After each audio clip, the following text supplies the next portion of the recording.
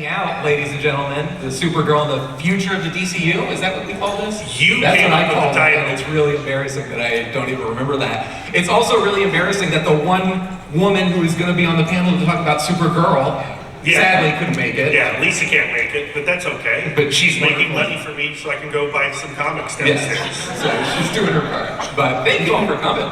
So I'm Shawn Eastridge. I'm the host of the Missing Frames podcast, where we watch all of the movies we should have seen by this point in our lives. I'm also massive Superman fan. On my podcast, I basically broke the rules and turned it from a film podcast into a Superman podcast and interviewed all of my favorite people. And did you lose the audience from your podcast? Well, that's what's great about it, Brad, is that all of the Superman fans I gained from my podcast are now like, why are you back to talking about Ingmar Bergman and Akira Kurosawa? I want to hear more Superman nerd stuff. And basically, I failed all my audiences. So clearly, I'm not a very strategic podcaster, but I got to interview a bunch of my favorite heroes, Mark Waid, Dan Jurgens, and I talked to Neva Howell, who plays Ma Kent in the new film. She's wonderful. Talked to this gentleman here, who's also one of my absolute favorite writers of Superman, Batman, everything. Everything he touches is cool, but go ahead and introduce yourself. Hey everybody, I see a lot of my new friends here from the booth downstairs. Phillip Kennedy Johnson, a writer of Superman. Yes. I'm here because I wrote Superman and Action Comics for some time and loved it. Obviously, it's like Superman's my religion. But now I'm exclusive with Marvel, so you can swing both ways now. I got to start talking differently about these things. But I wrote Batman and Robin, I'm writing The Incredible Hulk and Infernal Hulk now, and various other things will be announced soon. So thanks for having me. Thanks for coming. Yeah. Thank you. Oh, it's my turn? Yeah. I'm Brad Gullickson. I'm one half of the Comic Book Couples Counseling podcast. I'm the lesser half of the Comic Book Couples Counseling podcast. But we're a weekly show where we talk to rad comic book creators about rad comic books every week. We tend to be thematically forward, focusing on the stories. And it's always a pleasure to be at AwesomeCon. This is my home con. I love this con. I've been going to it since the beginning. It's changed Who a else lot. has been going to this since the first one? Yeah? Yeah. I went to the first one, and it's been 10 years since I got to do this. I live in Atlanta now. I'm trying to sneak onto the Man of Tomorrow set when they start shooting, so wish me luck. But, sorry, I interrupted you. No, that's it. That's who I am. You've done so much. Subscribe. Yeah, subscribe. Hit the bell icon. If you guys if anyone here really enjoys podcasts, I do heartily vouch for both shows, these guys. And Lisa, who's Thank not you. here, but you do great work. She's here in spirit. I'm recording it so she can listen to it. Good, make fun of us later. Yeah. Good, I like it. So, Supergirl, how do we feel about Supergirl in general as a character? I mean, we'll kind of talk about the movie that is upcoming in, June, July? This summer, yeah, something like that. They know. They should be up here. Well, Phil, I'd love to know, when you first encountered Supergirl. So most of I imagine differently from you guys. My love of comics came from a relatively small stack of stuff. Like Dad would bring home a lot of second and third hand books from like garage sales or flea markets, wherever we could get comics super cheap. And so my exposure to Supergirl and some of those books were really old comics. But then when I was reading, I kind of fell into more recent stuff. I was able to sometimes I was able to snag a comic when around the time of Death of Superman, right after that, and the Reign of the Superman stuff was happening and everything. So that was my first, where I was seeing Supergirl month to month, was during that time, which was an interesting period. Yeah. Because technically that was not Supergirl. Right.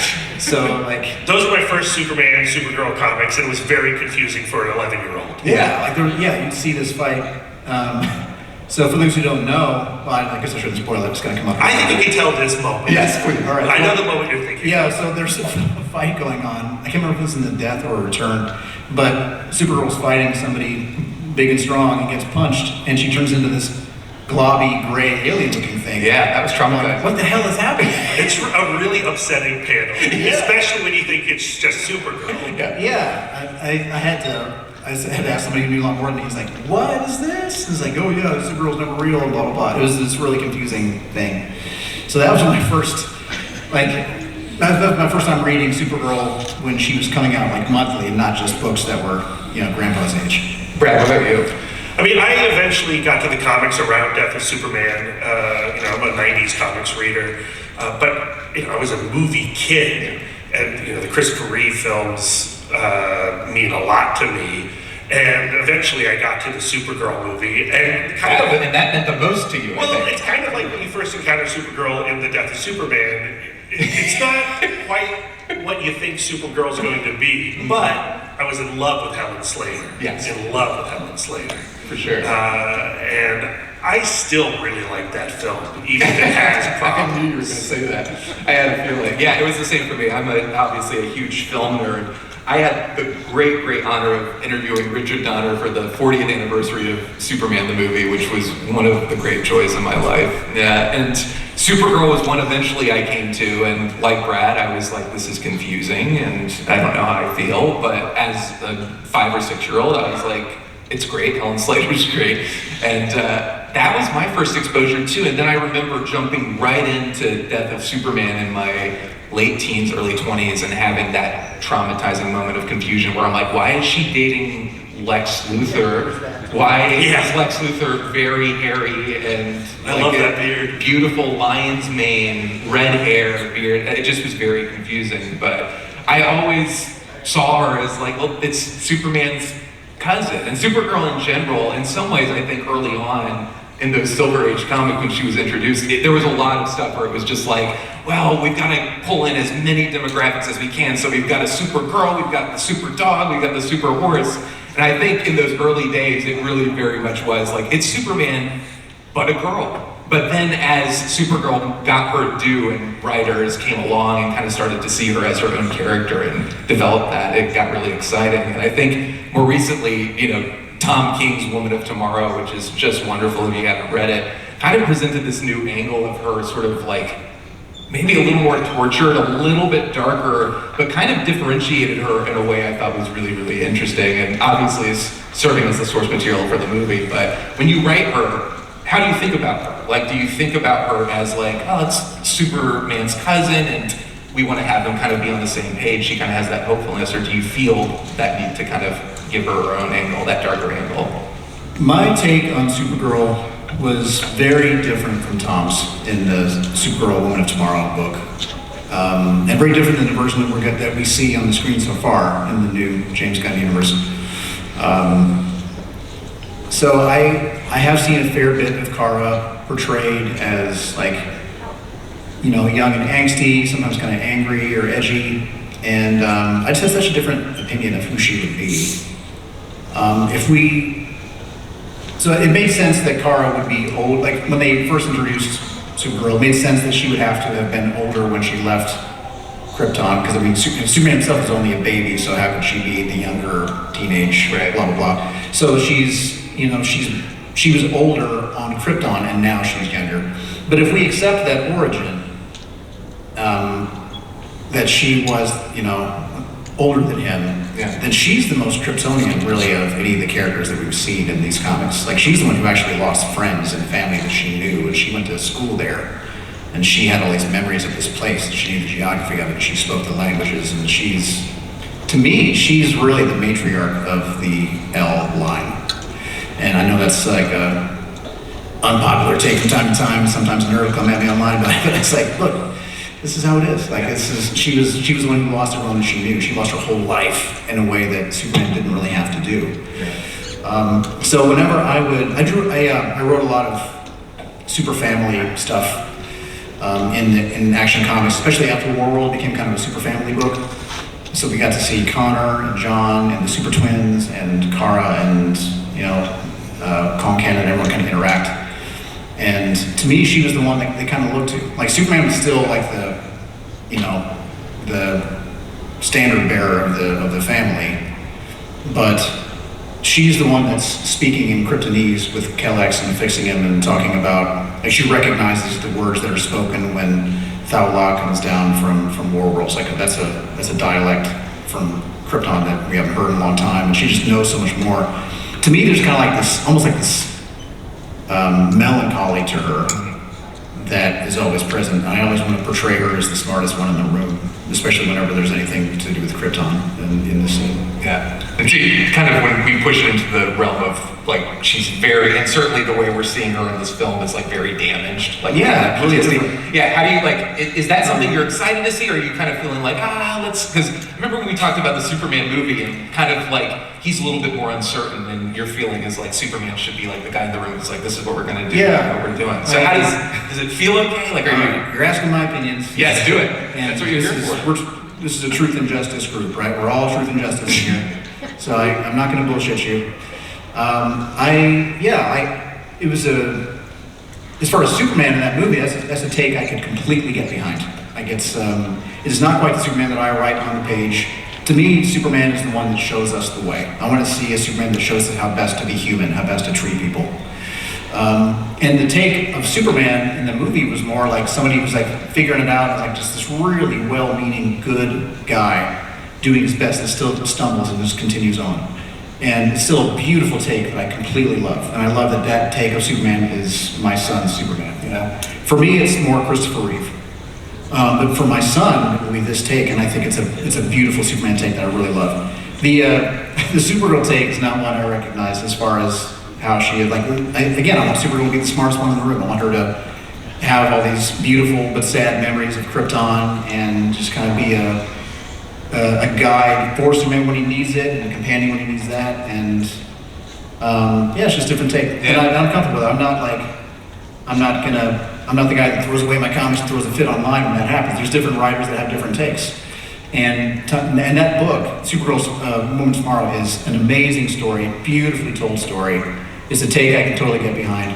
But the take of Kara is like, thanks for watching my dog, bitch, and all that. Like, that's not... They're cranking it up to 11. Yeah, that's not the version of her that I recognize. Because even in the book, she's got more of the version I'm talking about than I'm seeing on screen so far. Right. I'm hoping that part of her still comes to the fore in the film. Right. Well, the great thing about reading comics is also like, the terrible thing about reading comics is creative teams change, right? And depending on when you come to a character, when you fall in love with that character, that version is not going to stay the same throughout the entire continuity of that character's life, let alone your own life. So how do you reckon with adaptation? How do you reckon with creative changes, creative team changes on comics and in stories? How do you roll with it? You're saying like that's not necessarily my character, that's not my version of the character, but I respect that version. I'm not going to go onto the internet and yell at. We still got a book written by Tom King, who's a beautiful storyteller, and Bilkis, who's like a unbelievable artist. It's a beautiful story, beautifully told, and I'm glad that it got its due, and I'm glad that's being adapted, and it's going to be amazing. And I don't need everything to line up with my headcanon of how it goes. Like the Superman and Lois TV show is beautifully done. Yeah. There are differences. Like my version of Superman doesn't come home with Lois wine drunk and kind of complaining about a hard day. And be clear, we're talking about Superman and Lois, not Lois and Clark. Though Lois and Clark is its own level of brilliance as well. Yeah, they're all different, and I love that we have all these different takes and that people can have their own that they like best. I didn't want to see Superman making mistakes as a father that made me judge his parenting. It's like I don't want Superman to be a shitty dad even for a moment, But as far as how I look at different takes, it's just that's the beauty of comics, how it can be so different. It's you can have your favorite version of a jazz standard. Like this is how I love this version of Around Midnight, and you're never going to hear it exactly that way again. Every different take. A song is beautiful and complex and deep as Around Midnight. You can keep practicing that song your whole life and keep digging further into the nuances and complexities of it, and keep getting better at it for generations. And characters like Superman and Batman and all these characters that have been around for a really long time. They have all these complexities too, these possible things that you can do with them, and to see different writers grab onto different elements of those characters and find the ways in which that character is true to them is just a beautiful thing about comics. So I think it's really important not to get too attached to any one version of of a character. Like to me, I know I have a voice in my head for Superman that I know is true, that is true to me, and it's going to be different than James Gunn's take, or Corn Sweat's take, or Tom King's take, and the same for Kara, obviously. So yeah, I think I'm glad we have all these different versions and that they're not the same. Brad, I want to talk to you about the film. Yes. That's coming out, because I have not seen, was it Craig Gillespie? Gillespie. Gillespie? Oh, now I can't say it. But yes, It's one of the two. Yeah. Yeah. You've seen I, Tonya. Yeah, it's great. I have not seen I, Tonya. So how are we feeling about him taking on Supergirl and what we've seen so far in the trailer and things like that? I mean, I'm always excited for a new version of a character. We're just getting introduced to the DCU. I really enjoyed Superman. I think, I don't think this is an odd experience for anybody in this room, but you anticipate so much and you watch the trailer over and over again, and then you think it's going to be one thing and it's not necessarily what you think it's going to be. It doesn't necessarily mirror the version of the character that you like, and then you have to adjust to like the new thing. I've never experienced that. I get a lot of anxiety around it, okay? It's a weird, silly thing, but I do, and it takes me like 5 watches of something before I'm like, I'm okay with this. I can continue. And so I see the trailer, I'm excited, but to me, I don't know how I'm going to feel about it until I've watched it 6 times. Do you feel that kind of trepidation in terms of? No, Okay. I like to think that I've matured over the last few years. You have. I've known him for a long time, ladies and gentlemen. He's matured tremendously. I was the person who bought every issue of Amazing Spider-Man, whether I was enjoying it or not. Right. And then I got married, and Lisa would like, we'd go to the comic book shop together, and I'd read the new issue of Amazing Spider-Man, and I'd be like mad at it. I'd be yelling at Lisa about what some writer's doing to Peter. And Lisa's like, why are you reading this? Well, I've been reading it. I hate it. Yeah. And then it was so freeing to stop buying Amazing Spider-Man monthly. And then when a new writer would come on, I would try it out, and I'd be like, oh, now I'm digging it. And then when I no longer enjoy it anymore, I let it go. I don't yell at anybody. I just go like I wait for the next, version. Yeah. And the version that I love already exists. It's on the shelf. I can read it at any time. Yeah, it's art. Yeah. Like they should be different. There are artists making, not just visual artists, but people who make things, making their own version of the thing, and they can all be different. They should be. Otherwise, you're making a thing that AI can do. Right. If it's formulaic, it's like here are the adverbs that Kara prefers to use because of her. If you refer back to the Silver Age, blah blah blah, then there's no creativity in it, and you're just making the donuts, and you're not making art in your version of what makes somebody true and important. And I think your taste should be challenged, right? I think that's one of the reasons why the Absolute Universe has been such a success, is because they're taking pretty big swings, things that I would not have approved as a fan.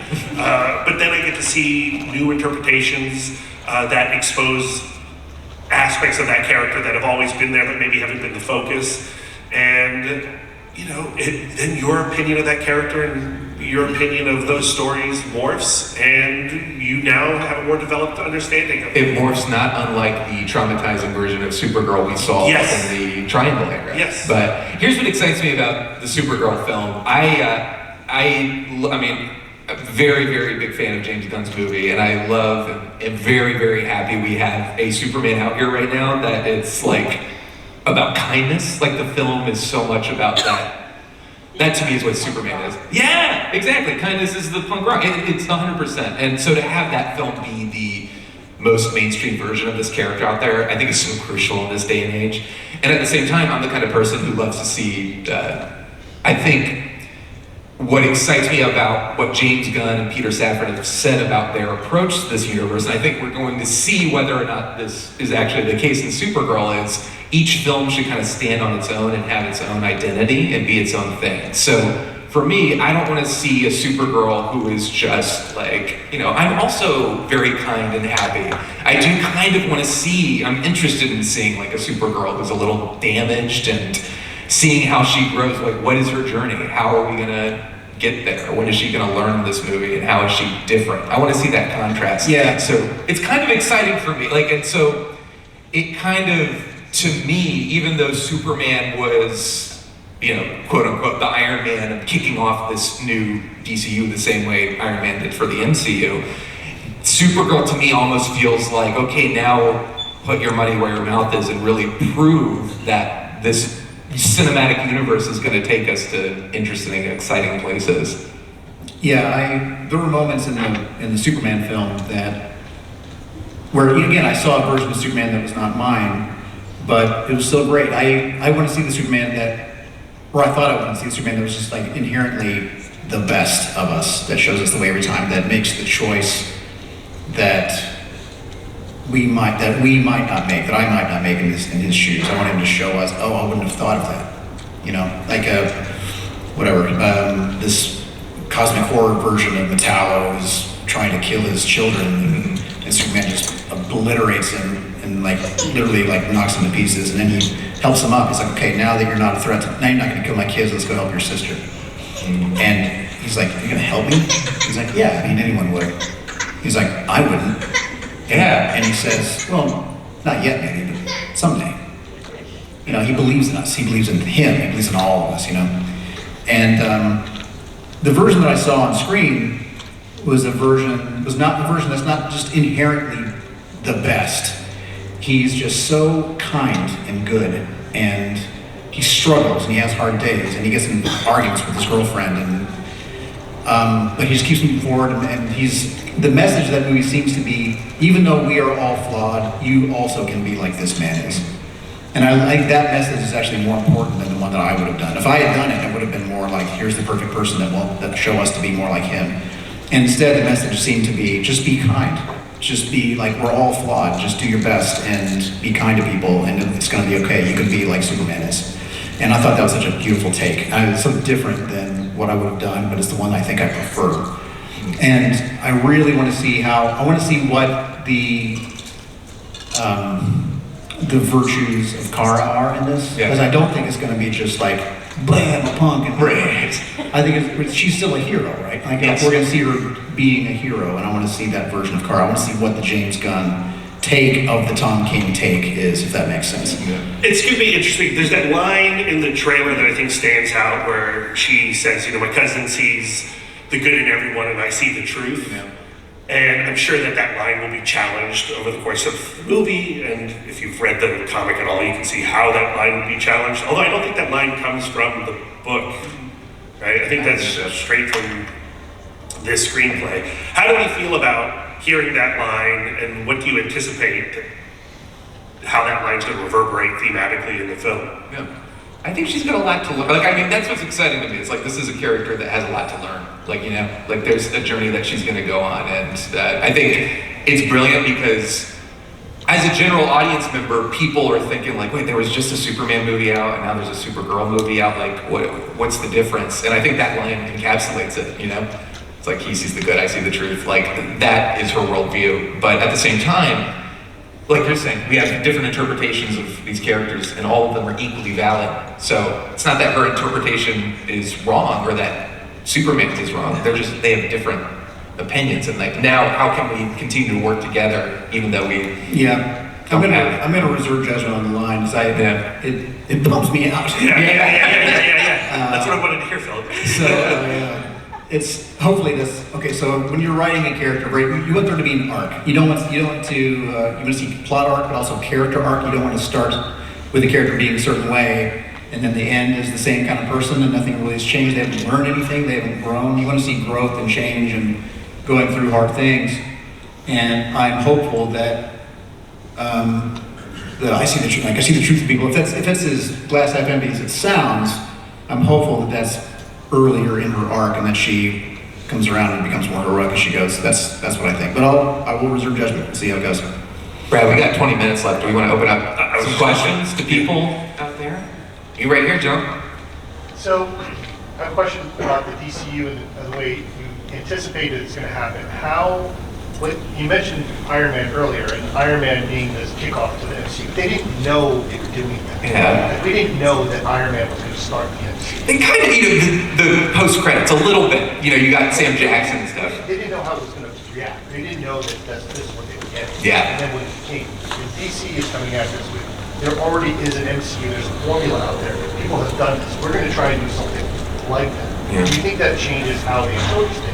So the question for everyone, it's basically the MCU when it started off, there wasn't necessarily like a really set plan, whereas the DCU, like they are really like, we're gonna do this, and we got. And they have more examples. Yeah, they have a template to follow. So, and then the question. Do you think that it will make it easier for them? Do you think it'll make it harder for them? Yeah. If we come into it with more expectations? Yeah, is it gonna be easier or harder for James and the team to really deliver? And what do we think? Like, having that template doesn't make it easier, I'm sure. We're in a really weird place cinematically and theatrically. Like, the theatrical experience is shifting right now. Well, especially with superhero movies, you could make $1 billion a pop 10 years ago. All kinds of movies. Yeah. So I think comparing what the DCU is going to do with what the MCU did, I don't know if you can even really, like, I don't think you can really do that fairly. But I think, well, how are fans going to react? Yeah. I think to Brad's point, we're at a really interesting point in the way the theatrical landscape is playing out. Movies are not doing as great in theaters. People can watch them at home, and there's all this stuff, you know, like I was saying, like you could release a film about a third-tier Marvel character nobody had heard. The Guardians of the Galaxy made $1 billion, you know, like, or close to $1 billion. That's insane. Nowadays, I think if you release Guardians of the Galaxy today, even if it was the same movie, it probably wouldn't make that money. So I think Marvel, a lot of people, some people, and certainly the way the films have we've seen the box office numbers sort of dip a little bit.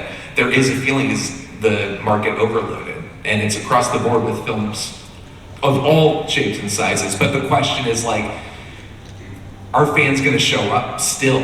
And to me, I think the bigger question is, can it cross the barrier between just general DC fans or people like us who really love this stuff to the general audiences? Because that's how you make those big bucks. And I think what James and Peter are trying to do, and I think what's smart about their approach, and we'll see if it pays off, is that each film should stand on its own. Each project should stand on its own. It doesn't necessarily need to be something where you have to watch 5 Disney Plus series and you have to see every movie that comes out to understand it.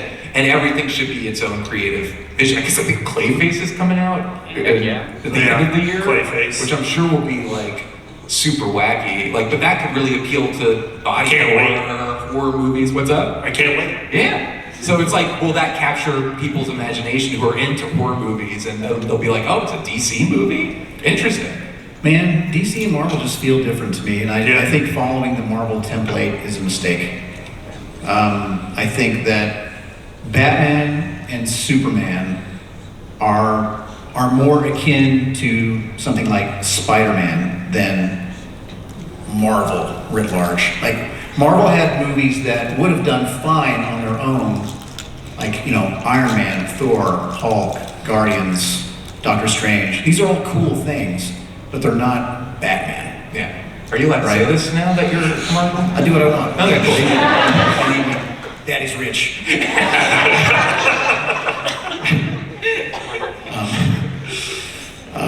Where was I? Superman. Batman is his own brand. Superman is his own brand. Spider-Man is his own brand. X-Men, to a degree, is its own thing, or has been. Like, X-Men stood on its own 2 feet, right? These other things that I mentioned, they were important because they were all going to this driving thing, right? They were part of this Marvel universe that you had. There was like an element of homework to all these movies where you had to watch. You can't watch this one yet because you didn't see Iron Man 2 yet. And after that, there's this other thing. Batman doesn't need that shit, and neither does Superman. I think following the Marvel template would be a mistake. And then because they tried, right? I mean, there was the Zack Snyder thing. The Snyderverse had the same degree of cohesion, but it didn't work because Batman doesn't fit into that. Batman's bigger than that. Superman's bigger than that. So try to make them all smaller under the vision of DC. DC's less famous in like a kid's brain than Batman is. You know what I'm saying? Yeah. So, I think what's interesting is that James Gunn is a creative producer, right? And he's a fan of this stuff. He loves all this stuff. But like, look at DC's perennial sellers: Batman: The Long Halloween, Kingdom Come, Court of Owls, Gotham by Gaslight. All that's like. DC has like solid, like one and done stories, right? And just make a good Batman movie, make a good Supergirl movie, make a good Superman movie. They can stand on their own. Maybe they can touch on each other, but I think you just tell a good story. Like James Gunn Superman, we don't need to set up Mr. Terrific. We don't need to set up, Hawk Girl. this is what the world's like. Yeah. Let's play in this world. Yeah. But then, like, when the Batman 2 comes out, like, I'm not going to care if it connects with Superman or not, Yeah. as long as it's good. And I think what's important is I don't think James cares either. I think he wants Matt Reeves to make a great movie. I was just going to say that. Yeah. I think James Gunn has a confidence in his own storytelling that he doesn't need to be like, okay, here's how Marvel made $1 bajillion, so this is what we're going to do. We're just going to copy what they do. James Gunn has his own way of doing things, and I think he has enough confidence in his own instincts and also just in his own juice as a creator that he's willing to take his own swings his own way. Yeah. That's back in the room. There you go. Glasses. Yeah. Michael. Yeah. So first of all, love that question about movies going a slightly different direction. All three of you talked about like the different interpretations, the time you came to these characters, when you saw that. So my question for each of the three of you, a very quick answer though, is when you think about Supergirl versus Power Girl, and I mean that whether we're talking like the Otto Binder Wally Wood time or contemporary, what is your log line when you say, okay, this is the distinction between this Kara Zor-El and Kara Zor-El? What is your log line? What is your basic description of the distinction between those two? That's a great question, but I also want to say bye to Bluey and Bingo. Thank you. What an honor that you would attend. Thank you.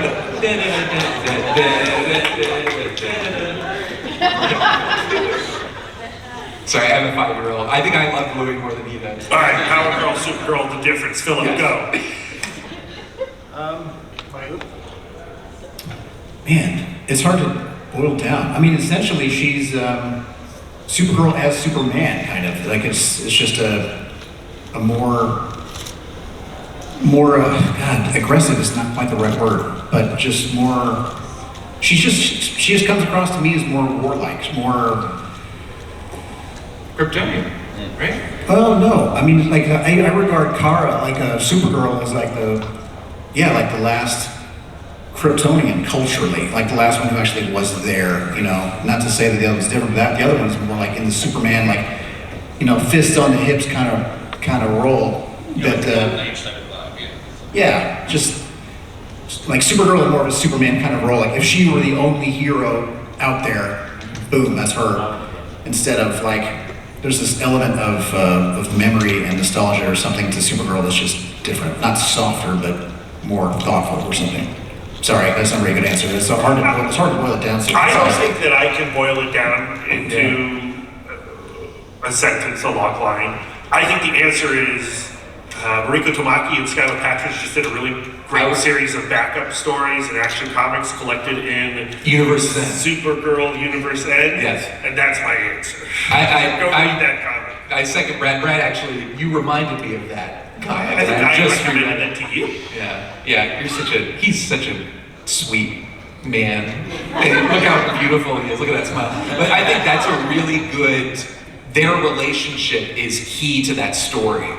And I think it's a really good answer The to the image of the question. two cupcakes, if you've read the comic, the images of the two cupcakes smashed on top of each Yes. other. Like that's the metaphor for me. And I love it. Yeah. So I don't know as much about Power Girl because what I've read of Power Girl typically is her intersecting with the Superman family because those are the ones I'm typically reading. But I think if you haven't read that story, 100%, like a really, really sweet relationship between the two of them. That's awesome. Thank you very much for that. Right here, orange and black. Yes. Oh, there is a mic. Whoa. I didn't even know we were allowed. That was in the budget. Go ahead. Sorry. What is one character, hero, or villain that you haven't seen Kara interact with that you would like to see her interact with? I'm excited to see her interact with Lobo, honestly. I think that's great. Jason Momoa, like, bless him. Sorry. Go ahead. I mean, I don't know, like that's. I'm sure she's interacted with Lobo at some point, but like, this is gonna be fun. Because Lobo is not in Woman of Tomorrow. Well, that's what's interesting about Lobo is because Lobo was requested to be in Woman of Tomorrow and then wasn't. So, I'm excited to see also Jason Momoa should have always been Lobo first.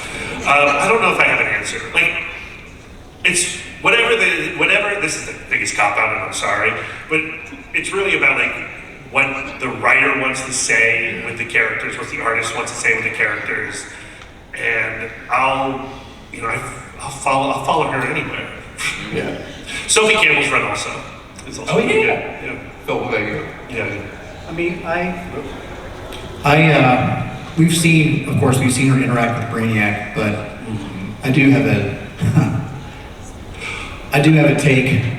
I would love to see like a Supergirl / Brainiac adventure someday across the universe. Yeah, like a very unlikely pairing where she's required to take this broken remnant of Brainiac to help her do this quest. I think that would be really, really fun. They are not going to do this in the movie. This has already happened in the book, but in Woman of Tomorrow, Comet and Kara, I want to see that cinematically.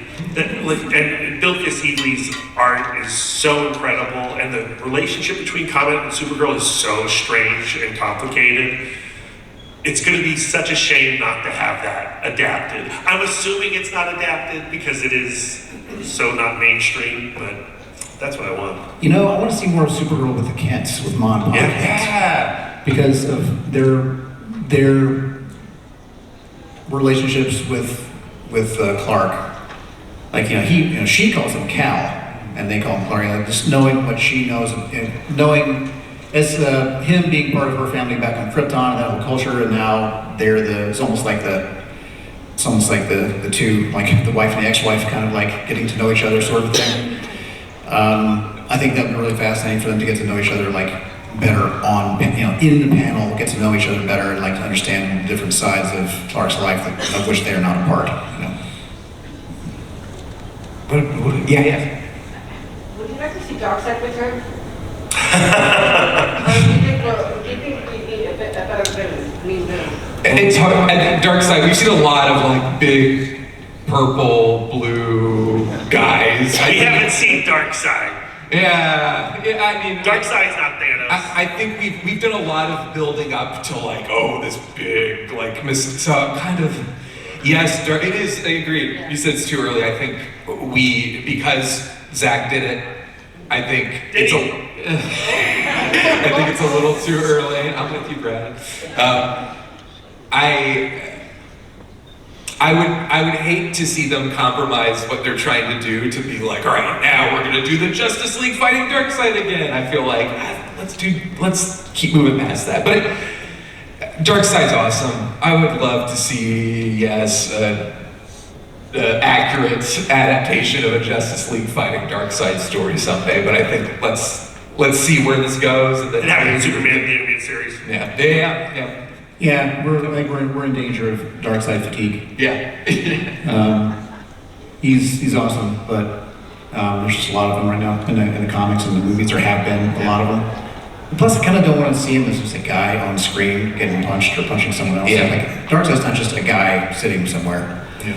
Like he should be like the concept of entropy, of inevitable death and decay, and just the shadow. Like when shadows, like when the sun's going down, the shadow is cast at the very end of the day. Like you see like a little emblem of Darkseid symbol for a second before it goes fully dark. It's like this bigger. He's not just a guy, So I would like to see him portrayed in some kind of a way like that. Just makes it harder to.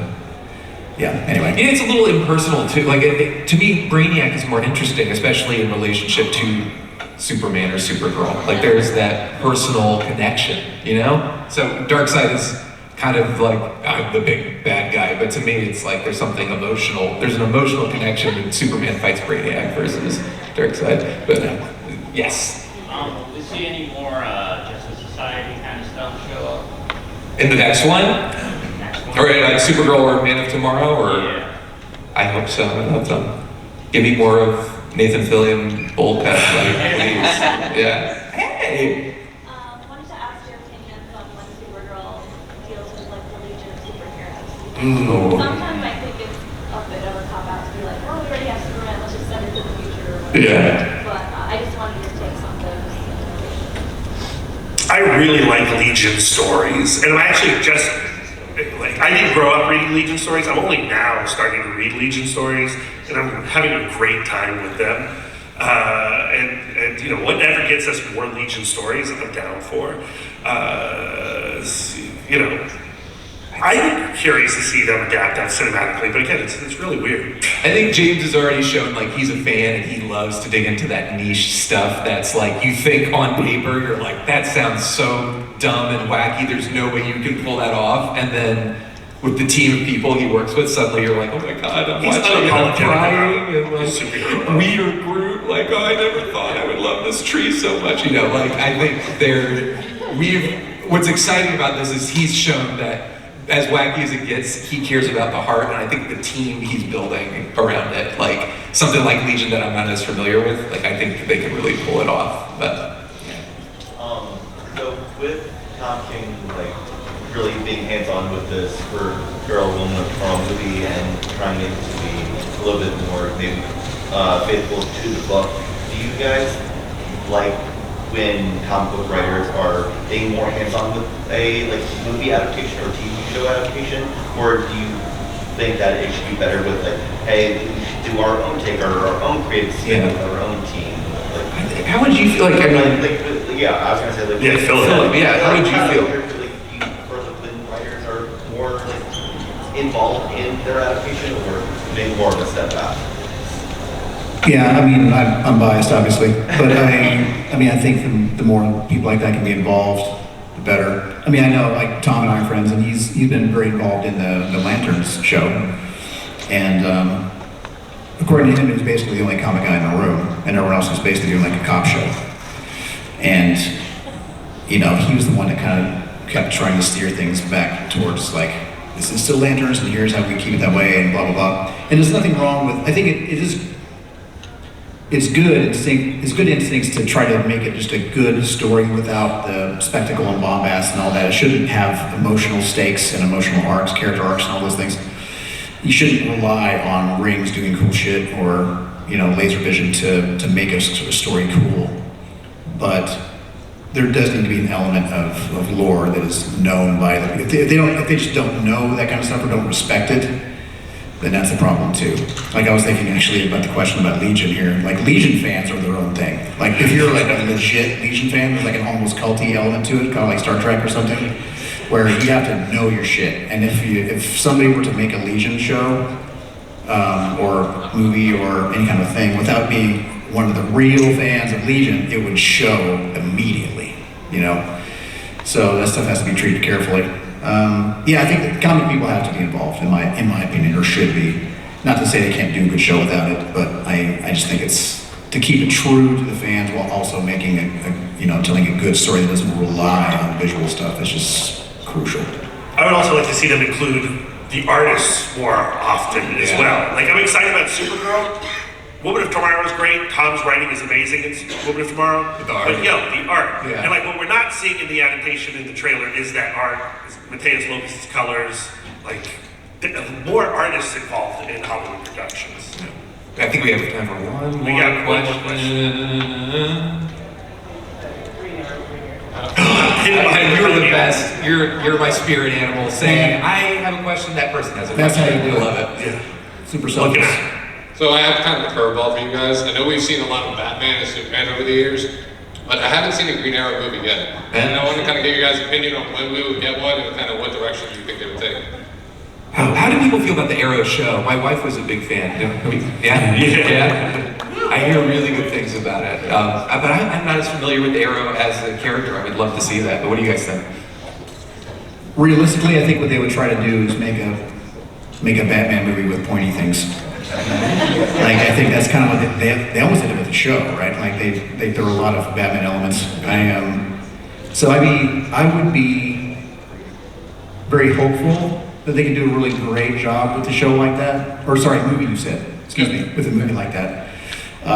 But I'd be looking for the differences. Like even with the Flash movie, when they did the Flash movie, they're like, how do you make people want to go see a Flash movie? By making it a Batman movie. So I feel like they would definitely be doing that with Arrow too.